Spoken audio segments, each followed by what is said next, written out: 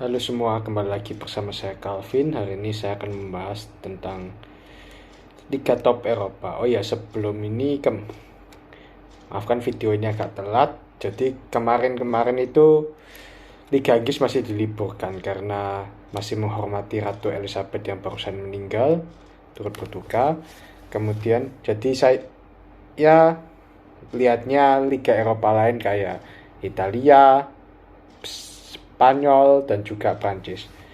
Jadi saya akan bahas totalnya ada 4 pertandingan. Saya mulai dari yang Prancis dulu, yaitu dari PSG. Jadi PSG lawan Brest. Ya, kalau lihat dari kualitas ya harusnya menang sih. Apalagi Brest ini peringkat ke berapa ya, aku lupa sih. Brest ini peringkat ke sekarang ya 18 sih. Jadi kalau menang pun gak kaget. Cuma yang aku kaget adalah Brest itu bisa ngelawan loh. Jadi pertama kan menit awal tuh PSG menyerang terus. Mereka dapat peluang lewat Messi, Neymar, tapi belum bisa jadi gol. Akhirnya Neymar bisa cetak gol lewat crossingnya Messi yang cukup bagus di menit 30. Tapi setelah itu di babak kedua Brest itu mulai melawan.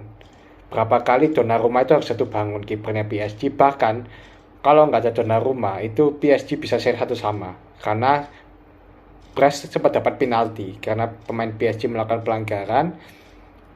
Yang namanya siapa itu, Slimani, berhasil menendang tapi Donnarumma berhasil nangkap.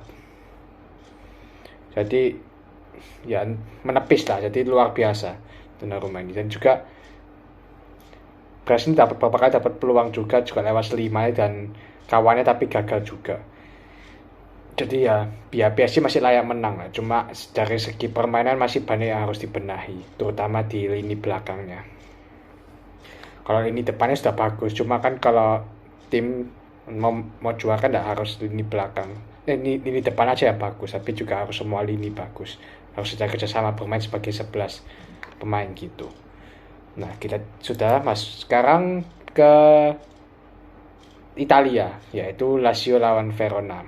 Lazio menang 2-0, tapi jujur ya, kalau Lazio menang lebih dari 2-0 aku nggak kaget sih.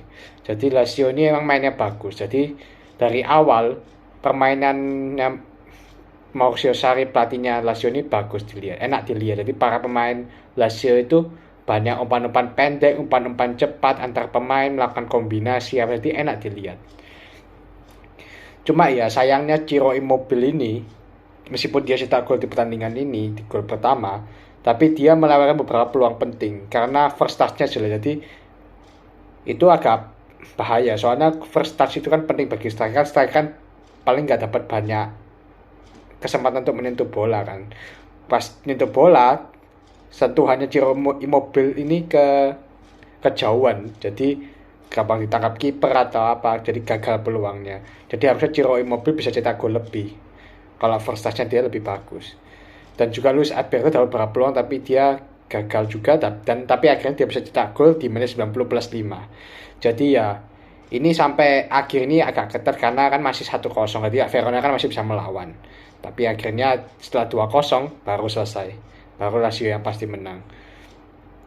Oh ya, pemain Verona itu ada namanya siapa itu, Lasagna kalau nggak salah. Ya mungkin dia lebih dibanding jadi pemain bola mungkin lebih bagus jadi pasta aja ya mungkin. Oke, Lazio. Sekarang kita ke Spanyol. Spanyol saya lihat 2 pertandingan. Yang pertama saya membahas Atletico Madrid dulu. Jadi Atletico Madrid ini saya lihat dari awal sampai akhir. Ya dari awal saya nyerang sih. Sudah nyerang, maka berhasil cetak gol lewat Korea di menit 9. Tapi kemudian Celta itu menyerang juga, cuma gak efektif mereka. Terutama dari siapa itu, ada juga dari Iago Aspas apa, aku lupa juga dari siapa.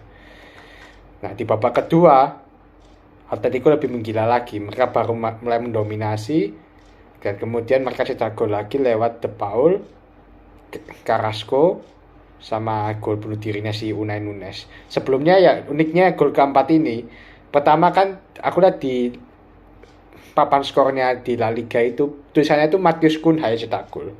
Tapi mungkin diklarifikasi lagi, ternyata itu own goal.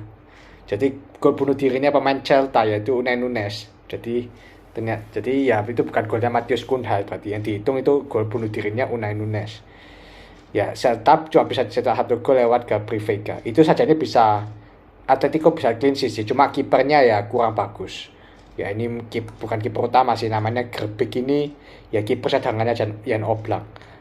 Ya Jan Oblak ini yang ada di line up ini sih, jadi mungkin dia disimpan atau cedera ya, aku lupa. Gerbek, jadi ya Gerbek ini kurang sih kalau ada pertandingan tadi. 4-1 ya layak Celta didominasi sama Atletico Madrid.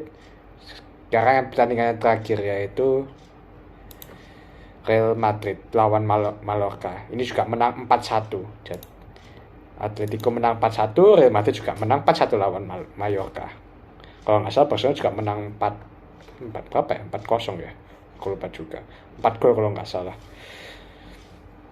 Jadi Real Madrid ini mengejutkan di awal. Oke, jadi ternyata Mallorca yang cetak gol dulu lewat golnya si Muriqi, itu headingnya apa itu headingnya itu betul-betul nggak ada yang jaga. Jadi dari sudut kiri di heading sama si Muriqi, Courtois kaget, dia nggak bisa nangkap dan gol. Tapi syukurnya di babak pertama, sebelum babak pertama habis, Real Madrid itu punya namanya Federico Valverde. Jadi dia itu solo gol. Dia itu dari tengah, dribbling ke depan, ke kiri, tendang ke pojok kiri gawang dan gol. Itu solo gol yang sangat luar biasa. Ya, ada beberapa bilang mirip Messi ya, atau mungkin mirip Bale juga ya. Jadi tipe-tipe golnya kayak gitu. Golnya keren sih. Dan ini yang menunjukkan ya parah juga si siapa ini Federico Valverde nggak jaga sama pemain Mallorca. Aku nggak tahu pemain Mallorca di mana kan, mungkin terpesona sama pemainnya Valverde paling. Di babak kedua itu lebih gila lagi, terutama di 20 menit terakhir.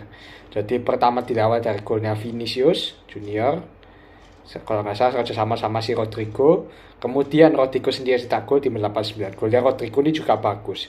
Dia melewati 3 pemain Mallorca, dan akhirnya dia bisa cetak gol yang indah, tenang dia, calm gitu loh. Bagusnya itu kan dia tuh dalam pressure, soalnya pemain Mallorca itu kayak ngepung dia, tapi dia tuh tenang, dengan tenang melewati pemain itu. Jadi ya bagus juga ini pemain sebagai super sub lah, karena kan Ancelotti itu lebih pakai dia sebagai pemain pengganti, jadi mungkin dia bisa dibilang super sub lah. Kemudian terakhir dia yang cetak gol itu mantan pemain Chelsea, yaitu Antonio Rudiger. Kalau nggak salah golnya itu apa itu, volley, jadi dari free kick di volley sama si Rudiger first time dan gol. Ya itu golnya bagus sih. Itu tiap pagi dia back, bukan penyerang, jadi ini gol yang bagus untuk seorang defender. Ya shot on target 7, shotnya 22, possession 69. Ya kalau aku nggak bekerja sama data sih, cuma kalau dari pertandingannya, aku lihat pertandingannya sendiri ya sesuai. Jadi emang layak.